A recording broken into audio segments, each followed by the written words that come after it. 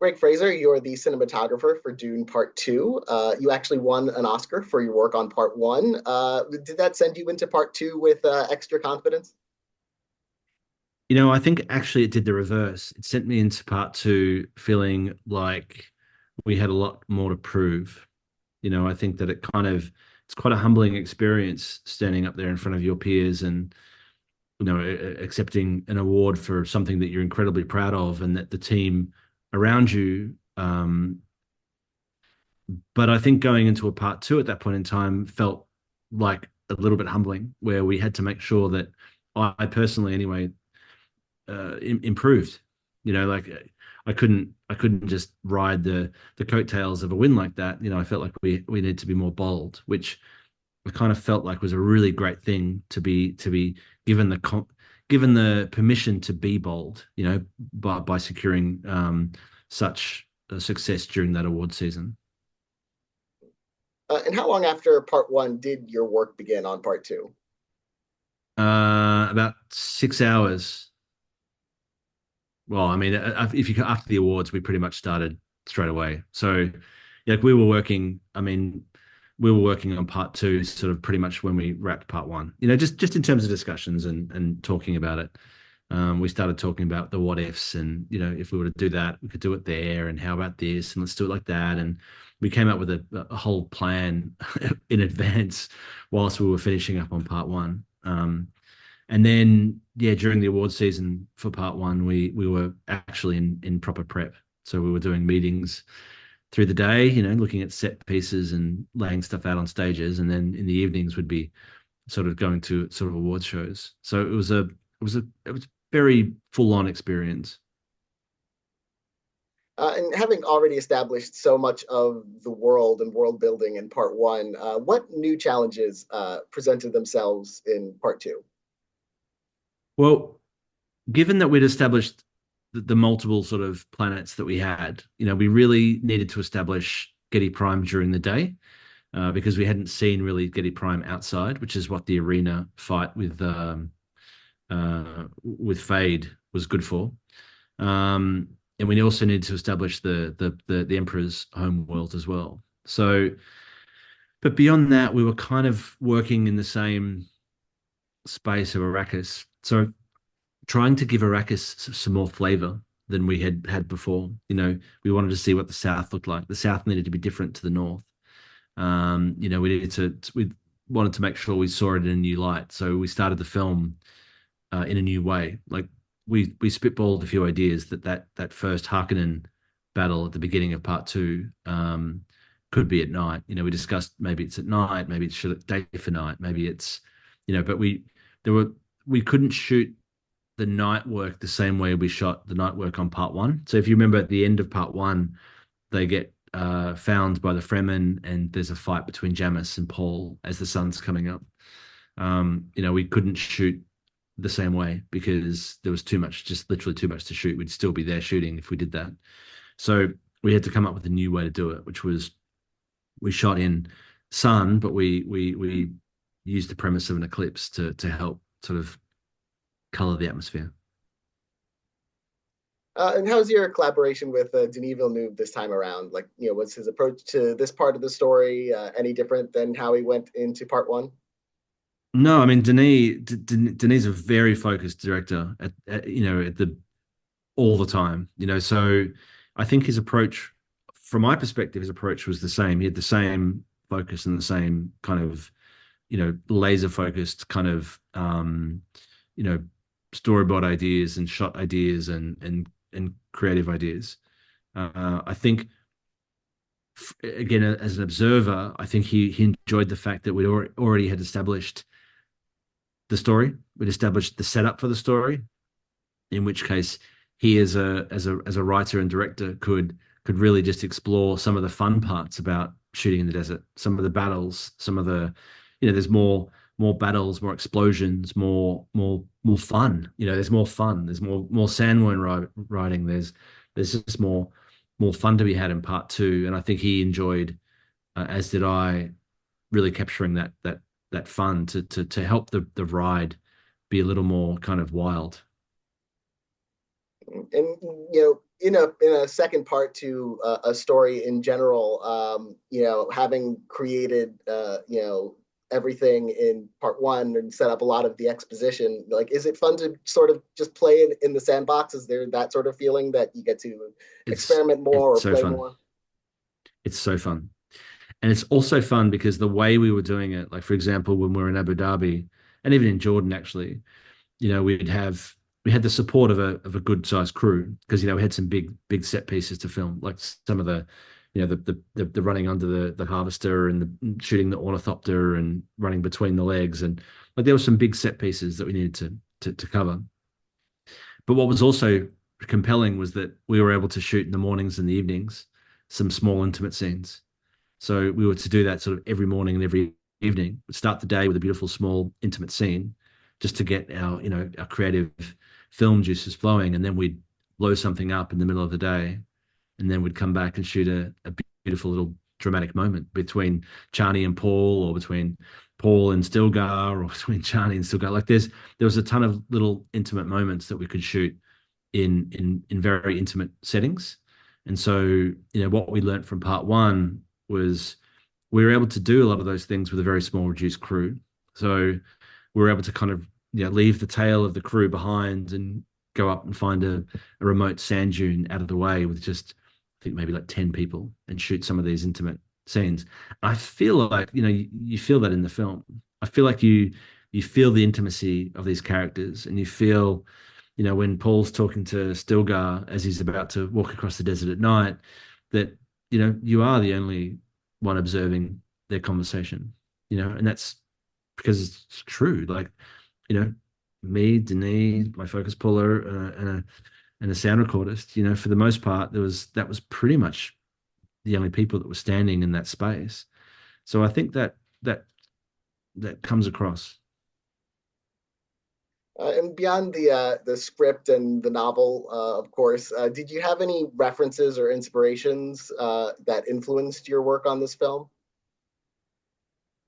We were we sort of made sure that for example, for me, I didn't draw upon the book. I drew upon Denis' script, and I was very particular about making sure that I drew upon Denis' description of the world. Like I was laser focused at hearing the way he saw it. And the funny thing is that we couldn't really, of course, we looked at Lawrence of Arabia, of course, right? Because that's it's a go-to film set in the same place that we were shooting. But it didn't look like Lawrence of Arabia, but we wanted to make sure that it didn't sort of look like sort of modern desert films either. We Denis had a very clear idea about the sky being white and not blue, and the sand being, a pale yellow and but not yellow. Like so he was quite firm with that. So we didn't really draw upon much beyond our own kind of ideas. There was a couple of photographers that we found, but it was really, we kind of self-stimulated the film. It didn't become a result of references. Now we spend a lot of time with the Fremen in part two, and as you mentioned, the North and the South look Yep. different. How did you approach those characters and that culture visually? Well, the South's a lot darker in terms of its topography.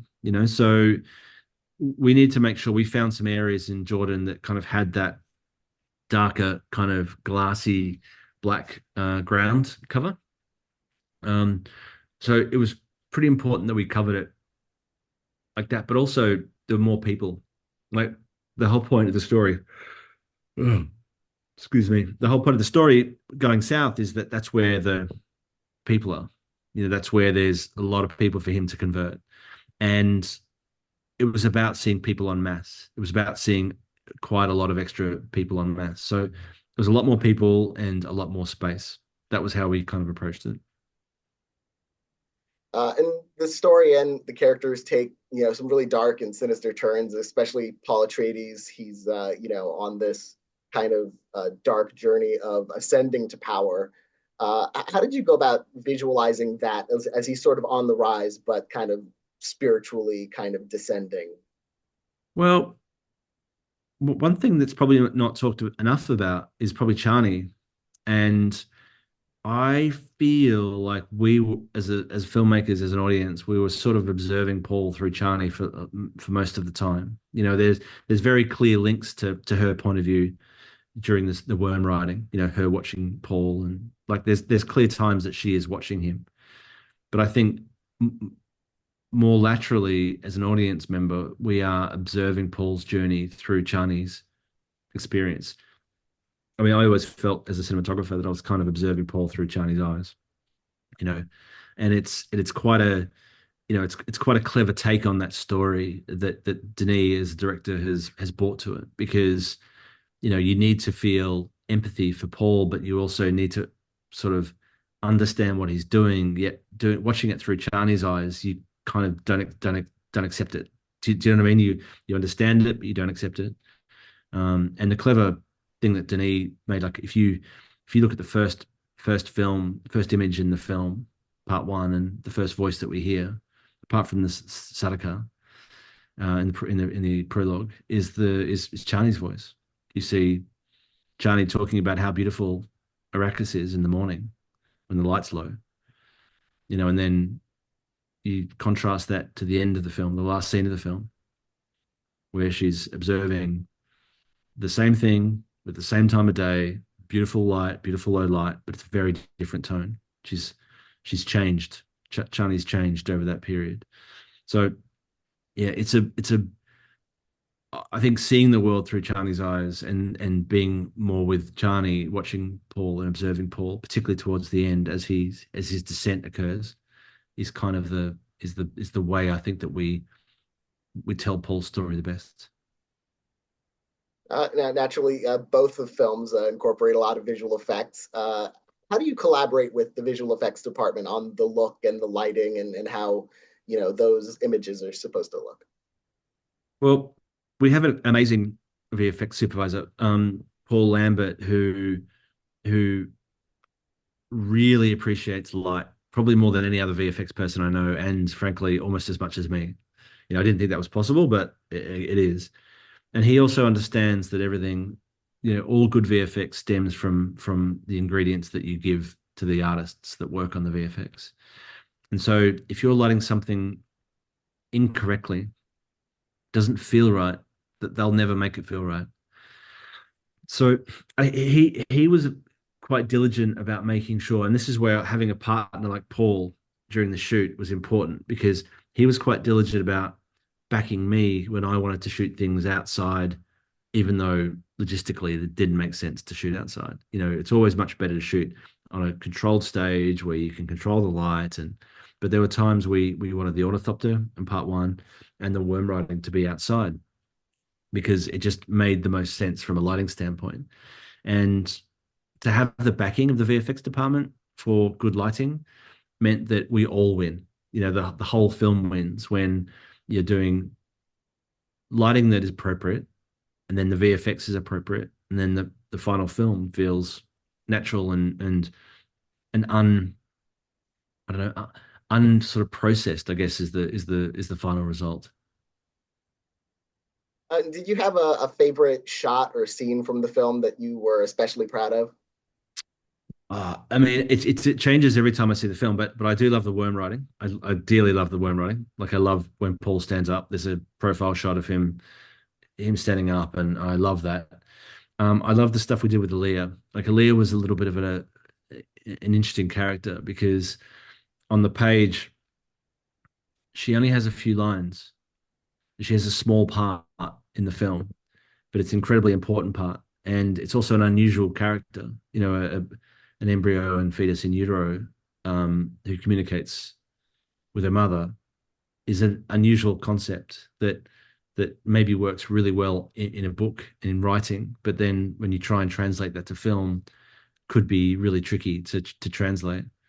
And so I feel like between the model makers who made those for us, the way we shot it, and the VFX with it, it feels like the character's fully fleshed out and not unusual, even though it's a very unusual thing that's occurring. A blue-eyed fetus in utero is a very unusual kind of character in any film. So, I feel good about that. I love the action scenes we did too. I love the beginning. I love the scene 10, we call it, which is the beginning of the eclipse scene. I love Paul and Jessica's journey there. I love the Harkonnen's journey. I mean, I love all of that. Like I'm a sci-fi nerd from years ago, and I love that scene. That to me is peak sci-fi. In your career, you've worked on a wide range of projects, from, things at a large scale like Dune to, smaller scale stories like, like Bright Star.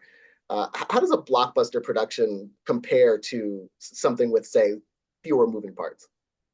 Well, hopefully, hopefully it doesn't change much what you're doing. The intent shouldn't change. The resources obviously change, but it doesn't mean that you go from like struggling and to not struggling, because we always struggle. I think that's the misconception. Whenever I talk to people um who haven't maybe done something larger, it's that idea that we're just sitting in deck chairs, swanning ourselves during the day, maybe getting a shot or two off, whereas actually we're fighting for every single shot we get in the same way that we would on a low budget film. But what happens is your appetite increases. That's the only thing that changes, is your appetite increases, and your appetite for bigger or more expansive or more, like that changes. But you still fight. It's still a fight against the resources. Like you always want to push hard up against that limit on how much money you can spend. You never want to leave any money on the table, or any resources on the table, I should say. Not just money, but resources. Like you never want to leave that, because if you watch the film and you know that you could have fought harder for something, or you could have shot later into the evening, or you could have done one more take, or you could have, any of those what ifs, you don't ever want to leave anything on the table there. So I would say fundamentally, it's not different. It's fundamentally the same, and it should be the same. You need to have that same passion and that same drive to push the resources to the limit on any film that you make. Um, but I think ultimately too, any film, big or small, is all about the characters, and I think that what doesn't change between a Bright Star or June is the director's intent to create fantastic characters that relate to each other, of which Denis did beautifully on June. Like the relationships between the characters are extraordinary, and the relationship between Paul and the desert, or Paul and Stilgar, or Chani in the desert, like all of these relationships, Jessica's relationship with Paul, like they're all interlinked, and those to me aren't big films. They are just classic stories. Well, I want to congratulate you on your work on Dune Part Two, and the award season to come. May it be as fruitful as the last one. Thank you so much for talking with me. It's been a pleasure. My pleasure, Daniel. Thank you, man. Good to talk to you.